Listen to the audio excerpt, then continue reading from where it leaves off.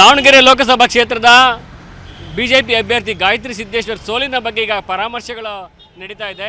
ನಿನ್ನೆ ಮತದಾರರಿಗೆ ಕೃತಜ್ಞತಾ ಸಮಾವೇಶನೂ ನಡೀತು. ಆ ಸಮಾವೇಶದಲ್ಲಿ ಈಗಾಗಲೇ ಏನು ಲಗಾನ್ ಟೀಮ್ ಅಂತ ಇತ್ತು ಅಲ್ಲ, ಲಗಾನ್ ಟೀಮ್ ವಿರುದ್ಧ ಸಾಕಷ್ಟು ಆಕ್ರೋಶ ವ್ಯಕ್ತ ಆಗಿದೆ. ನಮ್ಮ ಜೊತೆ ಹರಿಹರ ಬಿಜೆಪಿ ಶಾಸಕದ BP ಹರೀಶ್ ಅವರಿದ್ದಾರೆ. ಸರ್, ಈ ಮೇಯ್ನು ನಿಮಗೆ ನೀವು ಅಬ್ಸರ್ವ್ ಮಾಡಿದಂಗೆ ಸೋಲ್ಗೆ ಏನು ಕಾರಣ? ನೋಡಿ, ಜಗಳೂರಿನ ಮಾಜಿ ಶಾಸಕರಾದಂಥ ಗುರುಸಿದ್ದನಗೌಡರು ಅವ್ರ ಪುತ್ರ ರವೀಂದ್ರರವರು ಮಾಡಾಳು ವಿರೂಪಾಕ್ಷಪ್ಪನವರು ಮಾಡಾಳು ಮಲ್ಲಿಕಾರ್ಜುನವ್ರನ್ನ ಪಕ್ಷ ಉಚ್ಚಾಟನೆ ಮಾಡಿತ್ತು ಬೇರೆ ಬೇರೆ ಕಾರಣಗಳಿಂದ. ಆದರೆ ವಿಜಯೇಂದ್ರವರು ಯಡಿಯೂರಪ್ಪನವರು ಆತುರವಾಗಿ GM ಸಿದ್ದೇಶ್ವರವರು ತಕ್ಷಣ ಬೇಡ ಎಲ್ಲರನ್ನು ಸೇರಿಸಿ ಜಗಳೂರಿನಲ್ಲಿ ಸೋತಂಥ SV ರಾಮಚಂದ್ರವರು, ಚನ್ನಗಿರಿಯಲ್ಲಿ ಸೋತಂಥ ಶಿವಕುಮಾರ್ ಅವರು ಇವರೆಲ್ಲರನ್ನು ಸೇರಿಸಿ ಅವರೆಲ್ಲರನ್ನು ವಿಶ್ವಾಸಕ್ಕೆ ತೆಗೆದುಕೊಂಡು ಪಕ್ಷ ಸೇರ್ಪಡೆ ಮಾಡೋಣ ಅಂತ ಹೇಳಿದಾಗ ಕೂಡ ದೌರ್ಜನ್ಯದಿಂದ ವಿಜಯೇಂದ್ರರವರು ಈ 4 ಜನರನ್ನು ಪಕ್ಷಕ್ಕೆ ಸೇರ್ಪಡೆ ಮಾಡಿ ಪಕ್ಷಕ್ಕೆ ಬೆಳಗ್ಗೆ 10 ಗಂಟೆಗೆ 10-11 ಗಂಟೆಗೆ ಸೇರ್ಪಡೆ ಆಗ್ತಾರೆ. ದೆಹಲಿಯಲ್ಲಿ ಸಂಜೆ 5 ಗಂಟೆಗೆ ಸಿದ್ದೇಶ್ವರ ಮನೆತನದ ಬಗ್ಗೆ ಸಿದ್ದೇಶ್ವರ ಬಗ್ಗೆ ವಿರುದ್ಧವಾದಂಥ ಹೇಳಿಕೆಯನ್ನು ಕೊಡ್ತಾರೆ. ಇವರು ದಾವಣಗೆರೆ ಲೋಕಸಭಾ ಕ್ಷೇತ್ರದವರು ಅಲ್ಲ ಅಂತ ಹೇಳಿಕೆಯನ್ನು ಕೊಡ್ತಾರೆ. 8 ಲೋಕಸಭಾ ಚುನಾವಣೆ ಎದುರಿಸಿದಂಥ ದಿವಂಗತ ಮಲ್ಲಿಕಾರ್ಜುನಪ್ಪನವರು ಮನೆತನದವ್ರು ಹೊರಗಿನವರ 8 ಚುನಾವಣೆಯ ತನಕ ಇವರು ಏನು ಮಾಡ್ತಾಯಿದ್ರು? ಇದು ವ್ಯವಸ್ಥಿತವಾಗಿ ಯಡಿಯೂರಪ್ಪನವರು ವಿಜಯೇಂದ್ರವರು ಸನ್ಮಾನ್ಯ ಶಿವಶಂಕರಪ್ಪನವರ ಜೊತೆ ಒಳ ಒಪ್ಪಂದ. ಶಿವಶಂಕರಪ್ಪನವರು ಯಡಿಯೂರಪ್ಪನವ್ರನ್ನ ಮುಖ್ಯಮಂತ್ರಿ ಸ್ಥಾನದಿಂದ ಇಳಿಸ್ತಾರೆ ಅಂತಕ್ಕಂಥ ಕೂಗು ಕೇಳಿದಂಥ ಸಂದರ್ಭದಲ್ಲಿ ಶಿವಶಂಕರಪ್ಪನವ್ರು ಹೇಳ್ತಾರೆ, ಅಖಿಲ ಭಾರತ ವೀರಶೈವ ಮಹಾಸಭಾ ಇದನ್ನು ಖಂಡಿಸತ್ತೆ ಅಂತಕ್ಕಂಥದ್ದು, ರಾಜ್ಯಾದ್ಯಂತ ಹೋರಾಟ ಮಾಡ್ತೀವಿ ಅಂಥೇಳಿ ಕಾಂಗ್ರೆಸ್ ಶಾಸಕರಿದ್ದಾಗೂ ಕೂಡ ಶಿವಶಂಕರಪ್ಪನವ್ರು ಹೇಳಿಕೆ ಕೊಟ್ಟರು. ಅದರ ಋಣ ತೀರಿಸಲಿಕ್ಕೆ ಏನು ಕಾಡು ಪ್ರಾಣಿಗಳನ್ನು ಇವರ ಮಿಲ್ನಲ್ಲಿ ಸಾಕಾಣಿಕೆ ಮಾಡಿ 30 ಜೀವಂತವಾಗಿ ಅನೇಕ ಪ್ರಾಣಿಗಳ ಆಸ್ತಿ ಪಂಜರ ಸಿಕ್ಕಾಗೂ ಕೂಡ ಬೊಮ್ಮಾಯಿ ಮುಖ್ಯಮಂತ್ರಿ ಆಗಿದ್ದರು. ಯಡಿಯೂರಪ್ಪನವರು ಬೊಮ್ಮಾಯಿಯವರು ಅಲ್ಲಿ ಶಾಮನೂರು ಮನೆತದವ್ರನ್ನ ಉಳಿಸಿದರು. ಅಲ್ಲಿ ಕೆಲಸ ಮಾಡ್ತಾ ಇರ್ತಕ್ಕಂಥವ್ರನ್ನ A1 A2 A3 ಮಾಡಿದರು. ನಿಜವಾದ ಏನು ಅನ್ಯಾಯ ಮಾಡಿದಂಥವ್ರು A4 ಮಾಡಿದರು. ಅಲ್ಲಿಂದ ಇವರ ಒಂದು ಒಪ್ಪಂದಗಳು ಸ್ಟಾರ್ಟ್ ಆಯಿತು. ದಾವಣಗೆರೆ ಲೋಕಸಭಾ ಕ್ಷೇತ್ರದಲ್ಲಿ ದಿವಂಗತ ಮಲ್ಲಿಕಾರ್ಜುನಪ್ಪನವರ ಮನೆತನದವ್ರನ್ನ ಟಿಕೆಟ್ ತಪ್ಪಿಸಬೇಕು, ಒಬ್ಬ ಶಕ್ತಿ ಇಲ್ಲದಂಥ ಅಭ್ಯರ್ಥಿಗೆ ಟಿಕೆಟ್ ಕೊಟ್ಟು ಶಾಮನೂರವರ ಋಣ ತೀರಿಸಬೇಕು ಅಂಥೇಳಿ ಯಡಿಯೂರಪ್ಪ ವಿಜಯೇಂದ್ರ ಅವರು ಪ್ಲ್ಯಾನ್ ಮಾಡಿ ಈ ಎಲ್ಲರನ್ನು ಸೇರಿಸಿ ಇವತ್ತು ದಾವಣಗೆರೆಯಲ್ಲಿ ಅವರಿಗೆ ಡೆಲ್ಲಿ ಬಾಯ್ಸ್ ಅಂತಾರೆ, ಲಗಾನ್ ಟೀಮ್ ಅಂತಾರೆ. ಇವರ ಮೂಲಕ ಇಡೀ ಕ್ಷೇತ್ರದಲ್ಲಿ ಭಾರತೀಯ ಜನತಾ ಪಕ್ಷದ ಪ್ರಭಾವವನ್ನು ಕುಗ್ಗಿಸ್ತಕ್ಕಂಥ ಒಂದು ದ್ರೋಹವನ್ನು ಮಾಡಿರ್ತಕ್ಕಂಥದ್ದನ್ನ ನಾನು ಖಂಡಿಸ್ತೇನೆ. ಇವತ್ತು ಒಂದು ದಾವಣಗೆರೆ ಜನತೆಗೆ ತಿಳಿಸ್ಲಿಕ್ಕೆ ಇಚ್ಛೆಪಡ್ತೇನೆ, ದಾವಣಗೆರೆಯಲ್ಲಿ ಗೌರ್ಮೆಂಟ್ ಮೆಡಿಕಲ್ ಕಾಲೇಜ್ ಆಗದೆ ಇರಲಿಕ್ಕೆ ಕಾರಣ ಯಡಿಯೂರಪ್ಪ ಶಿವಶಂಕರಪ್ಪನವರ ಹೊಂದಾಣಿಕೆ ರಾಜಕೀಯ.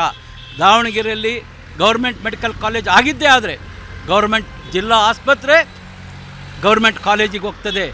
ಇದಕ್ಕೆ ಬಾಪೂಜಿ ಅವರ 2 ಮೆಡಿಕಲ್ ಕಾಲೇಜುಗಳಿಗೆ ಕೊರತೆ ಆಗ್ತದೆ, ಅವರಿಗೆ ಅನೇಕ ನಷ್ಟ ಆಗ್ತದೆ. ಒಳ ಒಪ್ಪಂದದ ಕಾರಣ ದಾವಣಗೆರೆಯ ಜನತೆಗೆ ದ್ರೋಹ ಮಾಡಿದ್ದಾರೆ ಇವರಿಬ್ಬರು ಸೇರಿಕೊಂಡು. ದಾವಣಗೆರೆಯಲ್ಲಿ ಗೌರ್ಮೆಂಟ್ ಮೆಡಿಕಲ್ ಕಾಲೇಜ್ ಆಗಲಿಕ್ಕೆ ಬಿಟ್ಟಿಲ್ಲ. ಒಂದು ಕಾಲದಲ್ಲಿ ಯಡಿಯೂರಪ್ಪನವ್ರು ನಿಷ್ಠಾವಂತನೇ, ಯಾಕೆಂದರೆ ಅವ್ರು BJP ಬಿಟ್ಟು KJPಗೆ ಹೋದಾಗಲೂ ಸಹ ನೀವು ಅವ್ರ ಜೊತೆಗೆ ಹೋಗಿದ್ರಿ. ಈಗ ಯಡಿಯೂರಪ್ಪನವ್ರ ಕುಟುಂಬ ವಿಜಯೇಂದ್ರ ಮತ್ತು ಯಡಿಯೂರಪ್ಪನವರು ಸೇರಿಕೊಂಡು BJP ಸೋಲಕ್ಕೆ ಕಾರಣ ಅಂತೀರ? ನೋಡಿ, ಹತ್ತಿರದಿದ್ದ ಇದ್ದಂಥವ್ರಿಗೆ ಯಾರು ಮೋಸ ಮಾಡಿದರು ಅಂತೇಳಿ ಗೊತ್ತಾಗ್ಲಿಕ್ಕೆ ಸಾಧ್ಯ. ವಿರೋಧ ಮಾಡ್ತಕ್ಕಂಥವ್ರಿಗೆ ಒಳ ಕುತಂತ್ರ ಗೊತ್ತಾಗಲ್ಲ.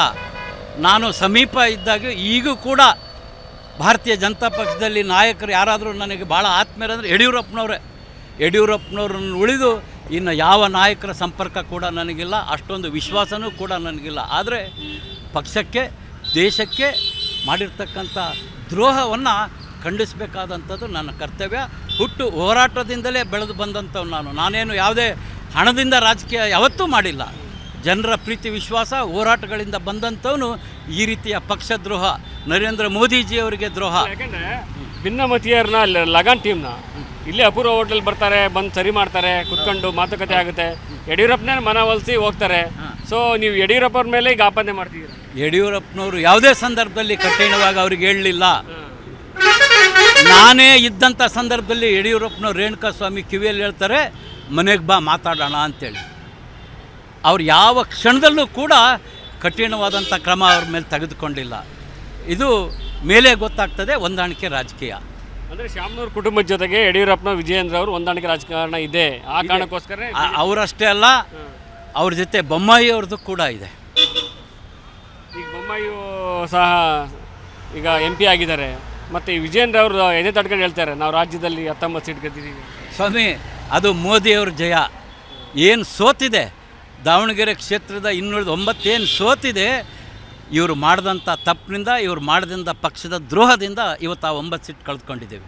ಅಲ್ಲ, ಈಗ ರೇಣುಕಾಚಾರ್ಯ ಆಗ್ಬೋದು, ಮಾಡಾಳು ವಿರೂಪಾಕ್ಷಪ್ಪ ಆಗ್ಬೋದು, ನಿನ್ನೆ ಕಾರ್ಯಕ್ರಮಕ್ಕೆ ಯಾಕೆ ಬಂದು ಕರೆದಿರಲ್ವ, ಇನ್ವೈಟ್ ಮಾಡಿರಲಿಲ್ಲ? ಎಲ್ಲ ಕರೆದಿದ್ವಿ. ನೋಡಿ, ಇವತ್ತು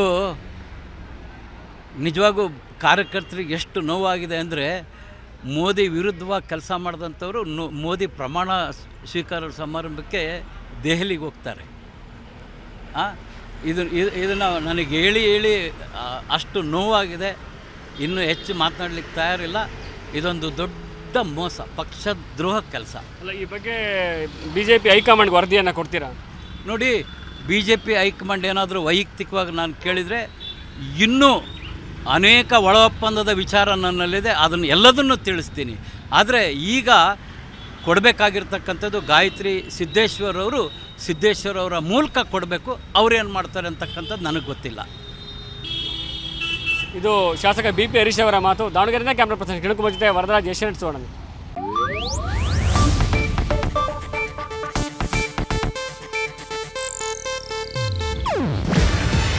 ಇದು ಏಷ್ಯಾನೆಟ್ ನ್ಯೂಸ್ ನೆಟ್ವರ್ಕ್ ಪ್ರಸ್ತುತಿ.